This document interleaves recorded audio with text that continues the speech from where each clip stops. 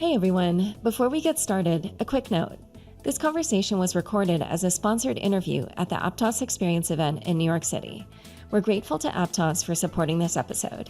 Now, let's dive into the conversation I had with Aptos CEO Avery Ching. So even on we consider today to be decentralized exchanges have a centralized component to them. And that could be, for example, you start off with an order flow that begins on chain, but then gets fulfilled off chain somewhere, like an order matching system. We don't know what's happening in the order matching system. Avery, since we just want to make sure everyone's on the same page, why don't you give a general description of Aptos? For those of you who don't know, we have a lot of newbies in the room, which is fantastic. Aptos wasn't, we've been in mainnet for 3 years, but it was actually started a while back. In 2018, many of us were at Meta at Facebook, working on building out the new payments infrastructure for the world. And you may have heard of this as Libra and Diem. The idea was to put together a consortium of MasterCard, Visa, Facebook, PayPal, Uber, Lyft, and others, and build out an infrastructure that could support all of their needs for billions of people around the world. I was the crypto lead of that project, and I got to work alongside many wonderful folks who are still at Aptos today. And it was a really great time and experimentation for us. And I think we learned a couple of interesting and valuable lessons. First of all, being early is the same as being wrong. We were definitely too early for the space, and both the country and also the world wasn't ready for that kind of a vision and product. But it also gave us a tremendous amount of opportunity.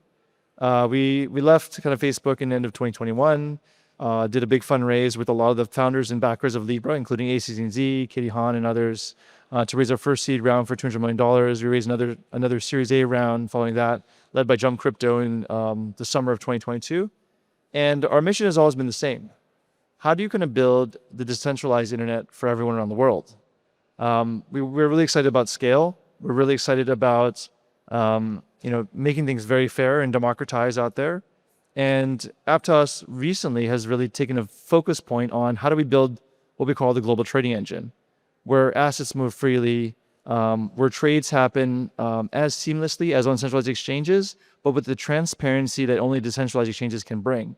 And that being the basis of asset movement, whether it's going to be stable coins, RWAs, or the net new products in the space that we have yet to discover, that can happen only on a decentralized blockchain. And so we're really focused on having a new language called Move to do that, blockchain infrastructure that is world-class. And I think earlier Sasha kind of remarked on the next generation features that will match and exceed the performance and feature set of centralized exchanges in a very short period of time. So we're very much focused on being the financial infrastructure, the global economy in a fair and democratized world. And I also wanted to ask, because there are so many L1s out there, how would you distinguish Aptos from other L1s? So I think there are a lot of L1s out there, and there's a lot of, if I give it a good analogy, there's a lot of cloud providers out there as well, right? But what separates us from others is this clear focus on our ability to trade assets as fast as the internet and have a competitive product that kind of goes beyond just being general purpose infrastructure. We don't build for just kind of infrastructure's sake. We're building for a purpose, and that purpose is going to be, first of all, building out a global trading engine and seeing projects like Decibel on top of it, which are full stack exchanges and provide better experiences and also better transparency than what any centralized exchange can do, including NASDAQ, NYSE, and others. And the other thing we're really focused on is what we think is a huge opportunity for decentralization in the cloud computing AI space. And our first foray into that is Shelby, using the technology we built for the global trading engine, which it turns out is really great for DePIN. But we'll do more products to follow. So two theses really on global trading engine and decentralized cloud. And so if you were to kind of project out, I don't know how many years, but some number of years, if Aptos becomes a big success, then how would everyday life look different? Or what would life look like for people that are using Aptos? What new things would they be able to do? Or, how much faster would things be or cheaper or whatever? So just maybe paint a picture of what life might look like for Aptos users. Yeah, so I think this is a really important question to ask, and a question that's not asked very often. My ideal state of the world is one in which the economy is happening on chain. We're working at our jobs, we're being paid in crypto, either stable coins or native coins. That money's rolling to our accounts. It is earning yield automatically. It is also like allowing us to be paid more frequently because it's so cheap and efficient to do so. We take that yield, and now we have AI agents acting on our behalf to invest in products using the feature set of Decibel and other trading infrastructure to automatically have portfolios constructed on our behalf. If you remember, like a couple of years ago, there were many of these robo traders that happen that kind of invest on the equities market for you, but they're not that sophisticated. Crypto can have your portfolio rebalancing, every minute, every 30 seconds, as long as it's cheap enough and fast enough. And then, off-ramping into fiat, that would happen through credit cards or other methods. But in the future, of course, like after some time, that all just kind of stays on chain. And now our entire economy, from the way we get paid to the way we borrow, the spend, as well as invest, is all happening on decentralized infrastructure that is fair and accessible to all. All right, so now I'd love to hear a little bit more about you and your experience. What were you doing before you got into crypto? Then how did you get into crypto? And then after that, how did you come to Aptos?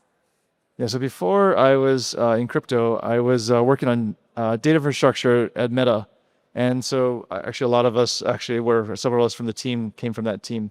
And what we were doing was taking a lot, like when you go to Facebook or Instagram and you click on a link or you add a comment, that flows into some servers, and the servers then process that data. And then what we do is take that data and then process it some more and analyze it to get analytics for the products, to drive new product insights, make recommendations for products, as well as recommend friends and businesses to you. That processing is a huge amount of data. Processes over like 1.5 exabytes a day when I was there, over hundreds of thousands of machines. Very exciting, fun work. We helped enable a lot of work for ads and for growth and for recommendations. And then I think in 2018, Facebook decided to embark on this ambitious mission for Libra and Diem. And I don't know what to say. Like the mission was just too big and too bold to ignore. So that was my first foray into the space. As the lead for the crypto team, it was kind of my responsibility to figure out what to do next after we realized that Diem and Libra wouldn't ship internally. And so we worked very closely with the Facebook team to explore different options around how we could leverage our tech stack in different places of external communities, or also look for internal use cases as well. It turned out that the best option for us was to take this technology out and to raise external funding and to then kind of build interesting products around it. And ideally, the large enterprises, the Facebooks and others of the world, could leverage that infrastructure so they couldn't ship it themselves.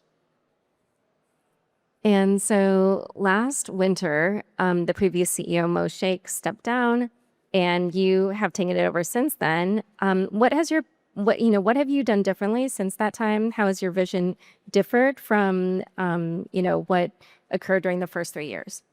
Yeah, so during the first 3 years, I think we took a very strong bet on building the best infrastructure on the planet. I think we accomplished that.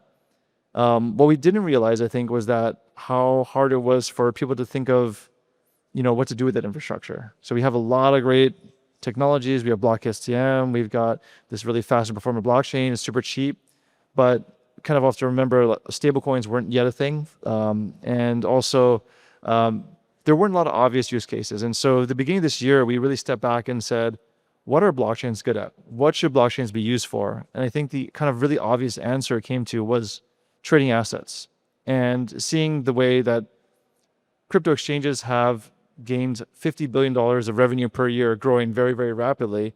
Yet all of this is happening in centralized enterprises as opposed to decentralized. It became pretty obvious that there is a meaningful value add for people to trade on decentralized infrastructure as opposed to centralized infrastructure. I think that was the first insight.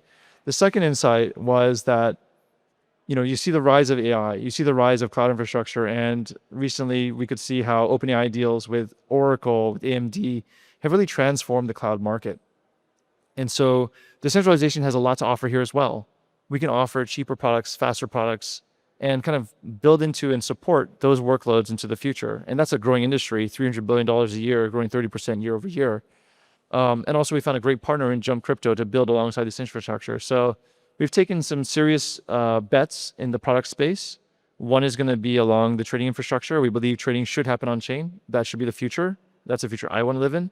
The other bet we've taken very hard is that cloud infrastructure is going to be the next big wave of decentralization usage. And we believe they can overtake the centralized providers over time. I was going to ask about Shelby. It's one of the new products that you launched this summer, and it's for high performance hot storage. Explain what that means. What are the best use cases and applications for Shelby? So Shelby is really the first product of its kind. It's the first decentralized real-time storage that can support almost anything you want to do out there. In the past, decentralized storage has been used for like data availability, kind of archival storage. Shelby says, well, what if you could have the real-time infrastructure kind of built on the real-time blockchain? And this is good for a couple of different use cases. So the first and obvious use case is AI. There's a tremendous amount of training data that we produce, whether it's sensor data or data that is coming through the way we use social media or the content we create. All that data has to be stored somewhere and needs to be then trained upon and used by different kind of neoclouds, as well as even centralized clouds out there. And Shelby provides a perfect fit for that and actually saving on the egress fees tremendously. So that's use case number one is AI. The second use case that's interesting is around creators. Creators today use different platforms like YouTube, TikTok, Instagram, and others. And those platforms are great, but they have their own biases when it comes to the algorithms. They have pretty high take rates. And this is an opportunity for creators to really, drive the platform the way they want to drive it. They can have their own content, own their own content, dictate which ads are being served, and also have the full control over how the content is used with their permission. And the third use case is around enterprises. We've had conversations with many large players about the enterprises' bills being very expensive, many of the Aptos ecosystem members here, as well as the larger folks like NASDAQ and others that are thinking about like a lot of their services from beyond the exchange are in actually exchange services that power more than 50% of the revenue today. And they're powered by cloud. And those cloud expenses are quite expensive because they're deployed around the world. They're having data moved from site to site to site. They're supporting really fast real-time access to that. And I think that's where Shelby can also support. So these three use cases around AI, creators, as well as enterprise-grade storage, I think are massive opportunities for the space. So this morning you also announced Watchy, which is a decentralized operating system for media built on Aptos and powered by Shelby storage layer. And you're building this with the team at NBCU. How did that come together? We've been very fortunate to be working with NBCUniversal for many years now. They're an amazing team of innovators who is thoughtful about the Web3 space. And of course, their content and their reach is pretty much unprecedented. They're the number two, if not getting close to number one content provider in the world. They've got theme parks everywhere. And their properties are very disjointed in some sense. And blockchain is a great way to unify them with identity, with payments, with loyalty. And we've just been very fortunate to kind of collaborate and ideate together into many different experiences. If you actually go into the Coney Island playground, you can see an experience that's happening at their parks real time today, where you have scavenger hunts, you have games you can play. And there's a lot to do from a theme park perspective, but it unifies your loyalty across all their different product suites between their theme parks, Rotten Tomatoes, the movie theaters, and also helping to re-engage people in the theme park because there's so much fun things to do there. And so explain a little bit more like what Watchy is. Like it's this decentralized operating system for media. And I understand, Shelby's easier to understand because it's decentralized storage, file storage. So it makes file storage more resilient, more redundant. But what does it mean to have a decentralized operating system for media on top? So I would describe Watchy as kind of this platform layer for content above Shelby. Shelby at its core is a decentralized storage infrastructure like an S3 from Amazon, but it's not necessarily meant for content storage. And so Watchy starts to define a lot of the content primitives you might want to have around digital rights, even encryption around the content being played in different venues, rules for how you might want this content to be shared across different platforms. So not only NBC, but maybe Disney, maybe other places, Hulu and others. And so it's just a layer above for the content platform in which we already see tremendous amount of use cases for. Oh, okay, right. Because I have a publication. I know exactly how I, at least at Unchained, would use this. All right, so just talk a little bit more about your longer term vision for Watchy, like the way that you described, what it would look like in a few years with Aptos. Like, what would it look like once Watchy is more widely used, more widely developed? Like, what problems would it solve for people? So today, the technology is, I still think, underdeveloped. And a lot of the use cases of blockchain have mostly been around speculation of assets in crypto markets. But the future we described here earlier today with Sasha and team is actually much more larger than that. So the future we described is around what we call namespaces, the ability for us to have these kind of centralized exchange type workloads happening in different data centers and different locations, but tied together through a very high speed fiber internet that is faster than any blockchain today. And so within those namespaces, you will get 10 milliseconds of latency, which is incredibly fast, just as fast as a centralized exchange, if not faster.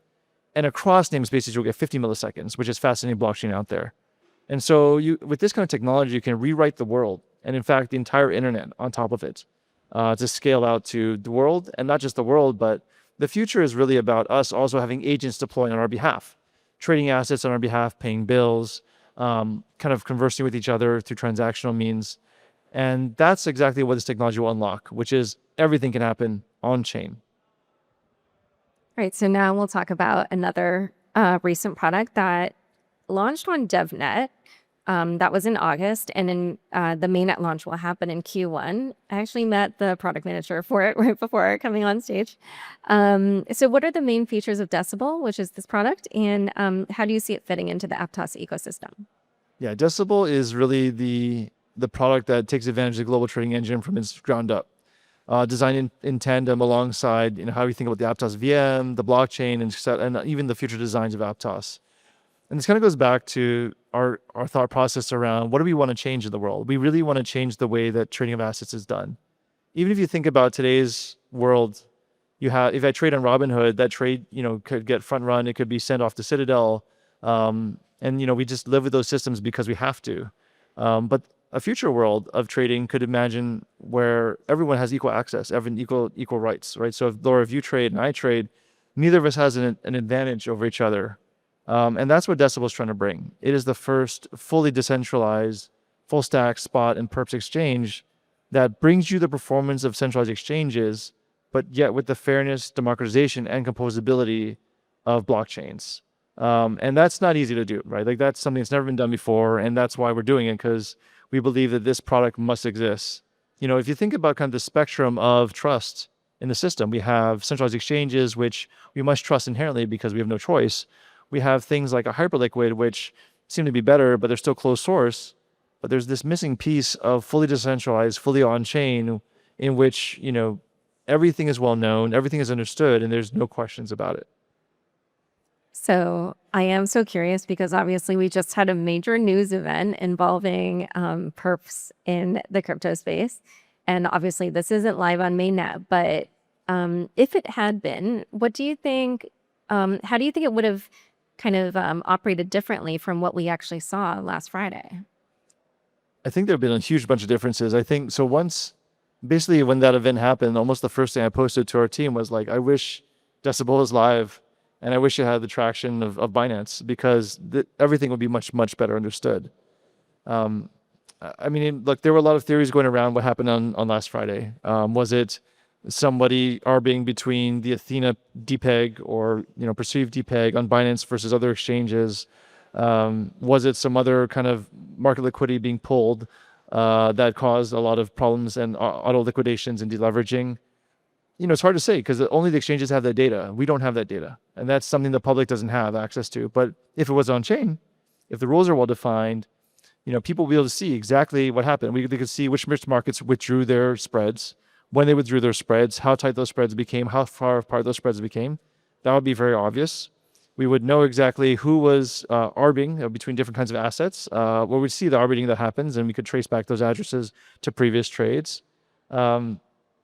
And we'd exactly know, kind of the chain of events that happened that led to a lot of assets, wildly swinging around, and still swinging around today to some extent, right? But the issue that we have today is also that this is just very opaque black boxes that aren't available. And a lot of that trading happens today on centralized exchanges, which aren't going to share that data because it's kind of proprietary to their particular product, and also it's just part of their business practices.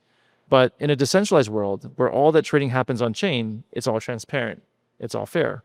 And also when we think about like who kind of profited most from those trades, we don't know, right? We don't know. That the data is all kind of private, where again, if it was decentralized, you have an idea of where the money went.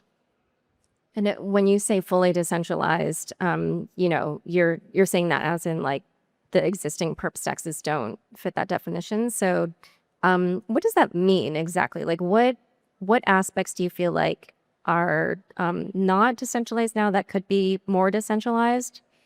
And at launch, like what will Decibel do differently? Right. So even on like what we consider today to be decentralized exchanges have a centralized component to them. And that could be, for example, you start off with an order flow that begins on chain, but then gets fulfilled off chain somewhere, like an order matching system. We don't know what's happening in the order matching system. If those orders are being fed to another centralized exchange, if they're being processed by one machine, if someone is sitting in the back, literally ticking orders in the back room, we don't know because it's all centralized and it's all a black box to us. But there are steps forward. So some of those folks are doing those kind of off-chain order matching and then publishing those orders on-chain eventually once they're matched. That's a step in the right direction. But for Decibel, we're taking, I think, the really, really hard approach of saying when you submit an order, that order is going to be shown on-chain. That order is going to be matched on-chain with a matching algorithm that everyone can look at and take a peek at. And also the results of that will be published on-chain. And that's really hard to do. When you think about EVM, that's something that EVM was never designed to do. EVM was designed as a general purpose blockchain language for constructing kind of any kind of application, but not specialized for trading. That's our advantage when we have Move. Move is a language that we have built specifically for secure asset management, and now augmenting with being the best language for trading in the future. So there's a lot of things I think you'd see differently, but mainly around the transparency aspect, understanding what happened in the system, and understanding that no player is getting an advantage over the other. Okay, and then this is my last question on this. I know I'm asking a lot about this, but obviously this is kind of the area of the moment that everybody is talking about in crypto. This is a very, very competitive space in crypto right now. So, it's like once everybody saw Hyperliquid just kind of taking up all this oxygen, clearly CZ is thinking a lot about Hyperliquid now these days. And then there's like all these competitors that are kind of coming out, and we already saw like obviously Aster is getting some attention, Lighter, like there's just so many of these. I'm even getting pitches for more things that are coming out. So when you guys launch, how are you thinking about like your strategy? Is it like a simple kind of like points and airdrops and like whatever, or like how are you thinking about how to compete in this atmosphere? Yeah, it is becoming a competitive landscape from a product perspective, absolutely. But I think when you look between the products, there are huge, huge differences. And talking about Aster and Lighter, right? A lot of those products both have those kind of centralized components I mentioned in the background. So they're not completely decentralized. Hyperliquid, as you know, is not open source code, and there's a lot of influence from the foundation. So again, step closer from centralized exchanges, but not where we want to be. As far as we know, Decibel is the only one in this space which is kind of playing in the fully decentralized, but yet able to match the performance of centralized exchanges out there. And so from a product perspective, we think this is a huge differentiator. It's going to be multi-collateral. It's going to have a lot of other features that are very different and distinctive. So again, very, very distinctive product from the others when you kind of compare. And then from the go-to-market standpoint, there's a lot. We want to be as innovative in the go-to-market as we are in the product space. But that's probably something that the team is not ready to share yet. But I'll just say overall, you want to incentivize long-term token holders alongside those product users, right? Like those two need to be aligned together. And I think as long as the token's designed that way, and there'll be a lot of interesting kind of mechanics to make sure that works well, it's going to do really, really well. Okay, I had a feeling you weren't going to answer that, but I tried, you guys. All right, let's talk about stablecoins. So USD1, which is the stablecoin of World Liberty Financial, just deployed in Aptos. That happened last week. So I don't know how many of you listen to Unchained or any of the shows we have on our channel, but Great show, by the way. thank you. On the chopping block, which is like a bunch of VCs, they are kind of negative on World Liberty Financial. I don't know if you guys noticed that in this recent show. But Hasib Qureshi of Dragonfly Capital, who's the moderator, he called World Liberty Financial, the garbage that got in your living room, which is kind of funny. So I just had to ask, like, if there's this perception about World Liberty Financial, why did Aptos decide to partner with them? First of all, Hasib is a close friend and investor in Aptos. But secondly, I would say, like, having met the World Liberty team over and over again, and our experiences with both the Zacks, Chase, Donald Trump Jr. and others, we felt a strong synergy in the sense that their mission is really how do they bring crypto to America and to the masses in a way that is easy to understand. And that is very well aligned with what we want to do as well. And, I think they are really strongly close-knit, related, connected in many places that can be helpful from a networking and business standpoint. They're excellent and amazing marketers. They're really trying to change the space. And we build great product and tech. So when you think about that combination, it's actually a really, really strong one. All right. So, the other space in crypto that's so competitive right now, like kind of crazy, is, of course, stable coins. And, we've got like so many stable chains that are launching. We have like a whole bunch of different coins. Now, all of a sudden, companies themselves can create their stable coins via open issuance, which is a bridge product. I just did a pod on that if you want to check that out. But, this is heating up. Maybe not as much as Perp DEXs, but very close. So I'd love to hear more about your vision and your strategy, because clearly that's like how, like users are going to be onboarded. So yeah, how are you thinking about that? Well, the great thing about stablecoins is we've been thinking about that since 2018 with Libra and Diem. When we tried to launch a stablecoin from within Meta. It was obviously a little bit too early, but with this year's regulation changing, with stable clarity, stable and Genius Acts going through, obviously a lot of excitement with the Circle IPO also moving things forward. We're very fortunate to work close alongside many of the largest stables in the world: USDT, USDC, PYUSD, so on and so forth, USD1, of course. And what we find is that, while it seems on the outside that these all seem like very much overlapping products, the reality is they're all used in different use cases, and they kind of all have their kind of fits within different geographies, different places of the world. So, for example, USDT used very heavily outside the US. USDC, thinking of almost this like regulated kind of US-based currency, and then PYUSD having access to PayPal's customers, USD1 being the administration-backed currency. So they all kind of have their niche, and we're happy to have them all in Aptos. We're very excited to have them all as partners. And it helps enable our ecosystem, the people in this room, to build out unique products all across the world, across different use cases and across different geographies. So the stablecoin sector can be broken out into like multiple different subgroups. So how are you thinking about, attracting different stablecoins to Aptos? Like, are you, considering sort of those different subcategories and like how you'll appeal to those users? Well, I think the easiest sell for Aptos is just that whatever stablecoin comes to Aptos, we immediately become the fastest, most performant, and cheapest version of the stablecoin across the world, right? Like, so in USDT, we're less than 1/100th of a cent to transact with, and you're going to get this, sub half a second, half a second latency, which makes it useful for almost everything in the world that existing payments can't do. You can use it to do micropayments, microtransactions, reward social apps to users. You could replace likes with like paying like a fraction of a cent. Like, all these things become possible when you pair up a stablecoin on the fastest, infrastructure on the planet. So it's actually a quite easy sell for us.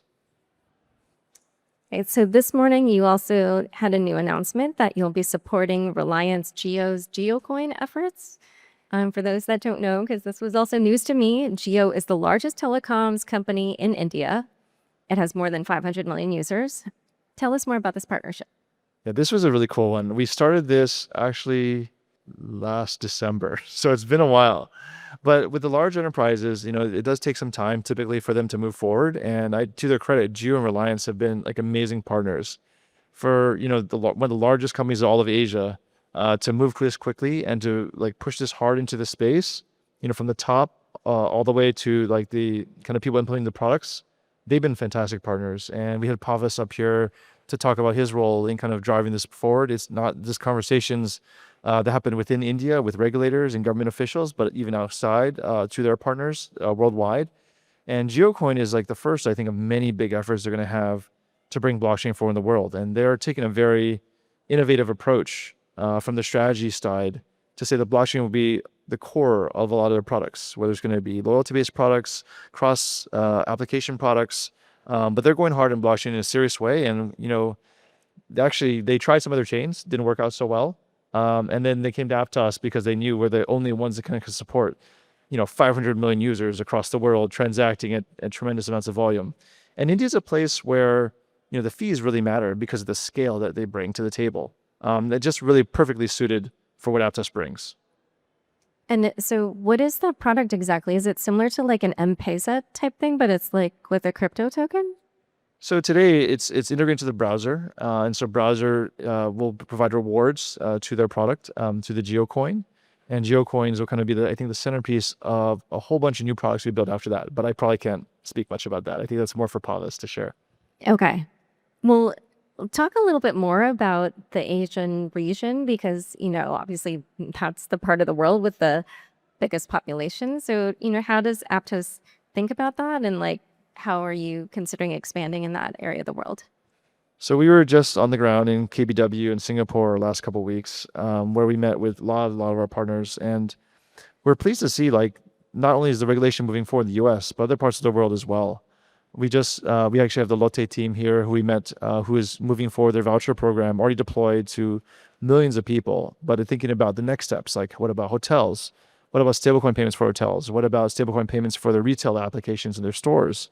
And so to see those large enterprises, they are the largest retailer in all of South Korea, moving forward and seeing great outcomes with their early experimentation with blockchain, and relighting bigger efforts. That's huge for us.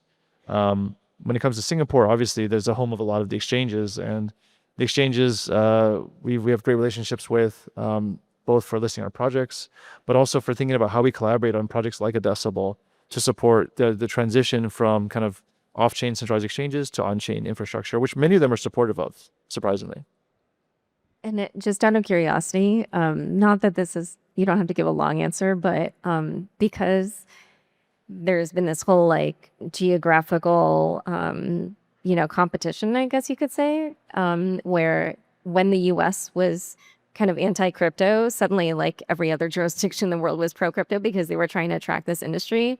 Now that things have flipped in the US, are you noticing, is there a certain place that builders prefer to build, or which communities do you feel are? It does make me feel bad being in the California Bay Area, but I think it's pretty clear that now that the capital markets are really coming into the space, I think regulation gave them a lot of clarity around this is a safe space to play in, and all the IPOs and DATs that have been kind of formed also, have started to make New York, I think, that the crypto hub again.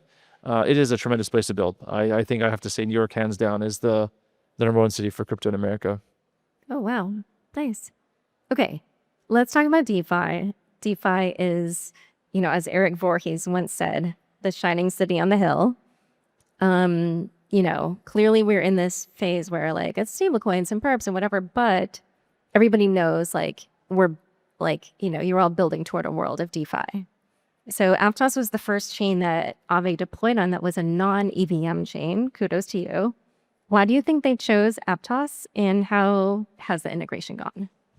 Aave is a long-time story builder in the EVM space, and that's why they have so many assets under management.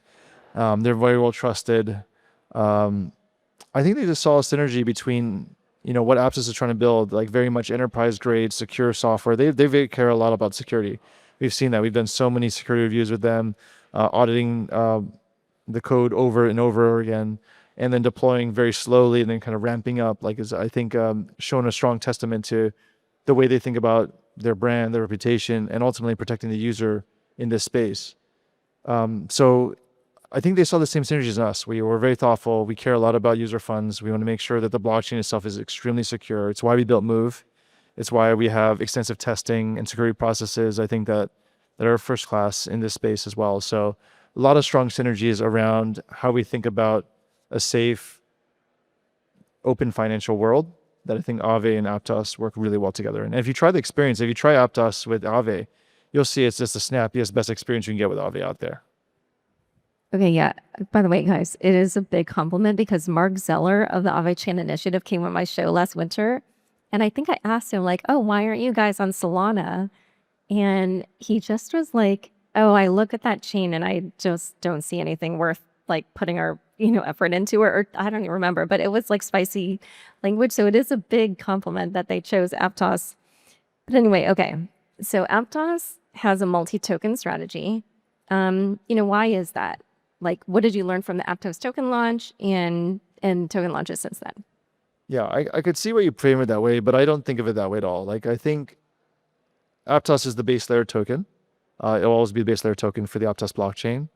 But as we know, ecosystem projects need to build on top and launch their own tokens that are specific to their particular products. The other tokens being launched, I think, are going to be similar, right? They're just product tokens that are somewhat distinctive, and they have their own mechanics that support their products. And what you want to do as a layer one or any blockchain is actually have a very strong ecosystem being built, right? Like if you think about the U.S., even the U.S. is the government itself has tremendous amounts of debt, but yet there are so many thriving industries here, Facebooks and Googles and Teslas, all built on top of this infrastructure. And I think a blockchain is very similar. You want to have a very strong base, that's Aptos, but also many strong industries built on top of it. Okay. So let's go back to your vision of Aptos as this global trade engine. Because we just experienced this like Black Friday issue. I was kind of curious if you could just talk about like, for the Black Fridays, right? So you already talked a little bit about like how you thought things would have gone differently. But how do you envision Aptos building in the future to prevent some of the issues that we saw on Friday? So, I mean, definitely a lot of people got hurt that Friday, and definitely feel for them. And it was a tough day for many people. From our point of view, the best we can do is to really build for the future, in which a lot of that risk is very transparent. So, if there's a risk, you might get auto deleveraged because of your position in the book, and also where others' positions are. I think those things should be very transparent. I think people should know. Not just within that product, but across the industry. And so as a whole, we have to see a lot of this volume transact on chain as opposed to off chain, so that we can have those metrics. We can convey that risk, because all this is interconnected together. There's not like one exchange that doesn't affect another. They're all interrelated. So it's going to take some time, but I think the future has to be that everything moves on chain. And that's where we can start to kind of move around these problems and make sure that risk is well understood, risk management is put in place, and also that everything is fair and accessible, so that there's no one with an advantage over another. All right. And well, tell us about your experience that day. Like, I'm just curious to hear, like, well, yeah, how did you hear about what happened? Like, what were things like with Aptos team during that time? Yeah, so I think there was kind of a small war room of folks that gathered during that day, and we started to share notes on what we saw and observed in the market, kind of debating different theories and kind of trying to understand, what made the most plausible sense. But again, and I think one of the biggest messages I shared with the team is we need to accelerate Decibel. We need to make sure that products like this are out in market, so they can provide much more transparency and kind of trust for users who use these products, that they're not just gambling away in this kind of closed source casino. So that was kind of my immediate message. But the other thought was, of course, let's understand what's going on. Let's see if we can reach out and help people. Let's make sure that any positions, if we have any, are kind of not not at risk. And I think the team responded well, and I think we're very, very motivated to build out what was necessary for the products of the future. Okay, so I have one non-Aptos question, which is just, do you look at that day and feel like there are lessons that the crypto industry overall should learn, not even just for your team, but things that you feel like when you think about them, it's stuff like that should be done differently in crypto? Or what do you think the industry should take away?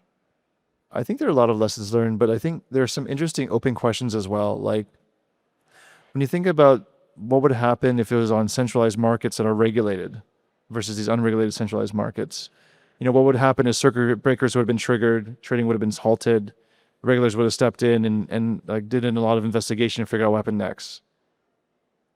In a decentralized world, that'll probably won't happen, and that'll probably be very difficult to happen. So I think that the best thing we can do is going to be provide that level of transparency and openness. So when people get into positions, they know exactly the risk they're taking, that exactly the rules that they're participating with the system. Right now, again, those rules are kind of black boxes. And, I don't know that there's a clear answer about like, how do we fix this? But I do think that there's a lot of work that needs to be done to address the regulatory components. And that's, I think, work I'm excited to work on with kind of our role in the CFTC to push for, responsible protections for consumer safety. Okay. And I'm going to ask you a conspiracy theorist question. I saw some people saying that they thought that potentially this was a coordinated attack because the 3 assets on Binance that dropped precipitously were all ones where basically the pricing mechanism, like Binance, was in the process of changing that. What do you think of that theory? I think it's exactly why this needs to be more transparent and open. Like, we don't know. And unless they publish that data, we won't know. And if they publish that data, we still won't know. So it's something that I think a very small number of people know in the world, and we'll have to wait for them to come and see. Okay. I just had to ask because I was curious what people think. All right. So I guess just, is there anything about your plans for Aptos, your vision, or anything that we didn't discuss that you would want the audience to know? I think it's important, like, as we did the early part of the year, to reflect a little bit on what you want to see in crypto. Like, what do you think the future of the industry is? Is it going to be a huge speculation, game for different tokens? Is it going to provide actual value and utility to customers? We're trying to do the latter. We're trying to really build out a vision for the world in which, it's a safer world for you. It's a more productive world when it comes to your asset management. And also that, this is an internet that people have more control over, whether it's your creators, whether it's your data that's being trained with AI, or whether it's your life savings. So, there's a lot of builders out there that have different kind of goals and expectations, but this is what we want to do. We want to change the world for the better, and we'll need all your help in making it happen. But that's our goals. Okay, great. Well, thanks everyone for joining us. And thank you so much, Avery, for answering our questions. Thank you so much, Laura.